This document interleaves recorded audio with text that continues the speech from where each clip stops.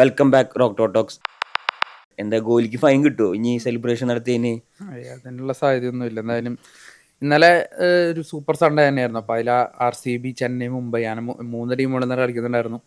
ആദ്യത്തെ മത്സരത്തിൽ ഒരു റിവെഞ്ച് വീക്ക് തന്നെയാണ് സ്റ്റാർ സ്പോർട്സ് ഇങ്ങനെ അതിനെ വിശേഷിപ്പിച്ചത്. കാരണം കഴിഞ്ഞ മത്സരങ്ങളിൽ തോറ്റ 2 ടീമുകൾ ഈ ആഴ്ച റിവെഞ്ച് എടുത്തു എന്ന് പറഞ്ഞു. ഒരു നല്ലൊരു പോരാട്ടം തന്നെ കാഴ്ചവെച്ചായിരുന്നു RCB ടീം. അപ്പോൾ ഇന്നലെ അതിൻ്റെ ഒരു റിവെഞ്ച് അവർക്ക് എടുത്തേ മതിയാവും. അപ്പോൾ ഇന്നലെ പഞ്ചാബിൻ്റെ മുലാൻപൂർ ഗ്രൗണ്ടിലായിരുന്നു മത്സരം. അപ്പോൾ ആദ്യം അവരുടെ പഞ്ചാബ് ബാറ്റിങ്ങിന് ഇറങ്ങുകയാണ് ഉണ്ടായത്. അപ്പോൾ നമുക്കറിയാം പഞ്ചാബിൻ്റെ ബാറ്റിംഗ് സ്ട്രെങ്ത് നമ്മൾ പലപ്പോഴും പറഞ്ഞ കാര്യമാണ്. പക്ഷെ ഇന്നലെ ആ ഒരു ബാറ്റിംഗ് സ്ട്രെങ്ത്തിനെ ഒന്നുമല്ലാതാക്കുന്ന ഒരു നിഷ്പ്രഭമാക്കുന്ന ഒരു ഗംഭീര ബോളിംഗ് പെർഫോമൻസ്, വാക്കുകളില്ല. കാരണം അത്രയും ഒരു ക്വിക്ക് സ്റ്റാർട്ട് തുടക്കം തന്നെ കിട്ടുന്നു. പ്രിയാൻഷാരി ആയാലും അല്ലെങ്കിൽ പ്രഭ് സിമ്രാൻ ആയാലും നല്ല സ്റ്റാർട്ടാണ് കൊടുക്കുന്നത്. പിന്നീട് ഇവർ 2 പേരുടെ ആ ബോളിംഗ് ചേഞ്ച് ആണ് നോക്കുന്നത്. അവിടെ കൃണാൽ പാണ്ഡ്യനെ കൊണ്ടുവരുന്നു. അപ്പോൾ അവിടെ ഒരു വിക്കറ്റ് വീഴുന്നു. പിന്നീട് കൃത്യമായ ഇടവേളകളിൽ ഇങ്ങനെ വിക്കറ്റ് വീണ് പിന്നെ ഒരു അനാവശ്യ റണ്ണൗട്ട്. അതിനുശേഷം ജാൻസണും അതുപോലെ തന്നെ നമ്മുടെ ശശാങ്ക് സിംഗും 2 പേരും ബിഗ് ഹീറ്റേഴ്സാണ്. അപ്പോൾ ആ ബിഗ് ഹീറ്റേഴ്സിനെ അവിടെ അവരെ ക്രീസിൽ നിർത്തിക്കൊണ്ടാണ് പിന്നീട് ആ RCB അവരുടെ ആ ഒരു ബോളിംഗ് സ്ട്രെങ്ത് കാട്ടുന്നത്. പിന്നീട് റൊമാരിയോ ഷെപ്പേർഡിനെ ഇന്നലെ RCB ഒരു ചേഞ്ചുമായിട്ടാണ് ഇറങ്ങിയത്. അവർ ലിവിങ്സ്റ്റണിൻ്റെ ഒരു മോശം ഫോം ആരാധകരെ പോലെ തന്നെ അവർ അറിഞ്ഞിട്ടുണ്ട്, അവർ അലട്ടിയിട്ടുണ്ട്. അപ്പോൾ അതുപോലെ റൊമാരിയോ ഷെപ്പേർഡിനെ കൊണ്ടുവരുന്നു. റൊമാരിയോ ഷെപ്പേർഡിന് ബോളിംഗ് കൊടുക്കാനുള്ളൊരു തീരുമാനം. അപ്പോൾ അവിടെ ആണ് ശ്രേയസ് അയ്യറിൻ്റെ വിക്കറ്റ് വീഴുന്നത്.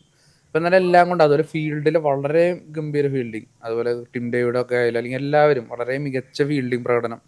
അപ്പോൾ എല്ലാം കൊണ്ടും ഒരു കംപ്ലീറ്റ് ഡൊമിനൻസ് തന്നെ. അത് RCBയുടെ ബോളിങ് അവർ ആ ശശാങ്ക് സിംഗിനെയും ആൻസണിയും ക്രീസിൽ നിർത്തിക്കൊണ്ടാണ് അവർ ആ ഒരു 157 എന്ന് പറഞ്ഞ സ്കോറിലോട്ട് ഒതുക്കുന്നത്. ഭുവനേശ്വർ കുമാറിനൊക്കെ സ്പെല്ല് നോക്കണം, അല്ലെങ്കിൽ ഹെയ്സൽവുഡ് എറിയുന്ന ആ സ്പെല്ല് നോക്കണം. അതുപോലെ മിഡിൽ ഓവേഴ്സിൽ കൃണാലും സുയാഷും കൂടി ചെയ്ത ഒരു പരിപാടി. അപ്പോൾ ബാറ്റ്സ്മാൻമാരെ അവിടെ നിർത്തിക്കൊണ്ടാണ് ഇവർ ഇങ്ങനെ റൺസ് വിട്ടുകൊടുക്കാതെ ആ ഒരു സ്കോറിലോട്ട് ഒതുക്കുന്നത്. 156 അല്ലെങ്കിൽ 157 ആ ഒരു സ്കോറിലോട്ട് ഇവർ ഇങ്ങനെ പഞ്ചാബിനെ കൊണ്ട് എത്തിക്കുകയാണ്. അതിന് മുകളിലോട്ട് ഒന്നും ചെയ്യാൻ പറ്റില്ല. ശശാങ്ക് സിംഗ് ഒക്കെ ഇന്നലെ 97 അദ്ദേഹത്തിൻ്റെ സ്ട്രൈക്ക് റേറ്റ്. അത് റണ്ണേ ബോൾ പോലും എടുത്തിട്ടില്ല. അപ്പോൾ നമുക്കറിയാം അദ്ദേഹം എത്രയും മികച്ച ഹിറ്ററാണെന്നുള്ളത്. അപ്പോൾ അങ്ങനെയായിരുന്നു ഇന്നലെ RCBയുടെ ബോളിങ്. ഭുവനേശ്വർ കുമാറിന് തന്നെയാണ് എനിക്ക് എടുത്തു പറയാനുള്ളത്. അത്രയും ഗംഭീര സ്പെല്ല്.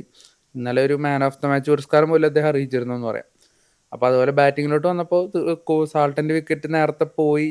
ഒരു ചെറിയ പ്രതീക്ഷ പഞ്ചാബ് ആരാധകർക്ക് വന്നെങ്കിൽ പോലും പിന്നീട് ദേവദത്ത് പടിക്കലും കോഹ്ലിയും കൂടി അത് വളരെ ഈസി ആയിട്ട് ഫിനിഷ് ചെയ്യുന്നൊരു കാഴ്ചയാണ് നമ്മൾ കണ്ടത്. പ്രത്യേകിച്ച് ഒരു ടെൻഷനും പിന്നീട് RCB ആരാധകർക്ക് വന്നിട്ടില്ല. എന്തായാലും കോഹ്ലി തൻ്റെ IPL കരിയറിലെ 19ാമത്തെ മാൻ ഓഫ് ദ മാച്ച് പുരസ്കാരം, പ്ലെയർ ഓഫ് ദ മാച്ച് പുരസ്കാരം നേടി. ഇന്ത്യക്കാരിൽ രോഹിത് ശർമ്മയ്ക്ക് പിന്നിൽ 2ാം സ്ഥാനത്തായിട്ട് നിൽക്കുകയാണ്. അപ്പോൾ എല്ലാം കൊണ്ടും RCB ആരാധകരും വളരെ കംഫർട്ടായിട്ട് ഇന്നലെ ആ ഒരു മത്സരം കണ്ടു കാണും. അവരും വളരെ ഹാപ്പി, വളരെ സാറ്റിസ്ഫൈഡ് ആ ഒരു ടീമിൻ്റെ പെർഫോമൻസിൽ. അപ്പോൾ മുംബൈ RCB ആരാധകർക്ക് ഇന്നലെ നല്ലൊരു ദിനം, നല്ലൊരു ഈസ്റ്റർ ദിനം, ഒരു ഉയർത്തെഴുന്നേൽപ്പിൻ്റെ ദിനം. അപ്പോൾ എന്തായാലും പഞ്ചാബ് അവരുടെ ഒരു ജയിക്കുക തോൽക്കുക ജയിക്കുക അങ്ങനെ പോയിക്കൊണ്ടിരിക്കുകയാണ്. അതുപോലെ RCB ഹോം ഗ്രൗണ്ടിൽ തോൽക്കുന്നു, എവേയിൽ ജയിക്കുന്നു. അപ്പോൾ അങ്ങനെയാണ് നിലവിലെ അവസ്ഥ. എനിക്ക് തോന്നുന്നു കോഹ്ലിക്ക് അർദ്ധ സെഞ്ചുറി അടിച്ച ഏറ്റവും കൂടുതൽ എന്നുള്ള റെക്കോർഡ് ഉണ്ടെന്ന് തോന്നുന്നു. കോഹ്ലിക്ക് ഓൾറെഡി ആ റെക്കോർഡ് കോഹ്ലിയുടെ പേരിലാണ്. അപ്പോൾ അത് പിന്നീട് വീണ്ടും ഒന്ന് അതിൻ്റെ ഒപ്പം ഒരെണ്ണം കൂടുന്നു എന്ന് മാത്രമേ ഉള്ളൂ. ഇപ്രാവശ്യത്തെ കിരീടത്തിന് അപ്പം എന്തായാലും RCB ഉണ്ടല്ലോ കോമ്പറ്റീഷൻ ചെയ്യാൻ. തീർച്ചയായിട്ടും RCB ഇത്തവണ നമ്മുടെ ആ ടീം സെലക്ഷനൊക്കെ വന്നപ്പോൾ നമ്മൾ കുറേ കളിയാക്കിയൊരു ടീമാണ്. പക്ഷെ RCB കളത്തിലോട്ട് വരുമ്പോൾ അവര് മാറ്റി പറയിപ്പിക്കുന്നുണ്ട്. ഇപ്പോൾ ഹോം ഗ്രൗണ്ടിലും കൂടി സെറ്റായി മതി. അതാണ് പറ്റാത്തത്. അപ്പോൾ എന്തായാലും നമ്മുടെ വീഡിയോനെ പറ്റിയുള്ള എന്തെങ്കിലും അഭിപ്രായങ്ങളൊക്കെ ഉണ്ടെങ്കിൽ കമൻറ്റ് ചെയ്യുക, രേഖപ്പെടുത്തുക, സപ്പോർട്ട് ചെയ്യുക.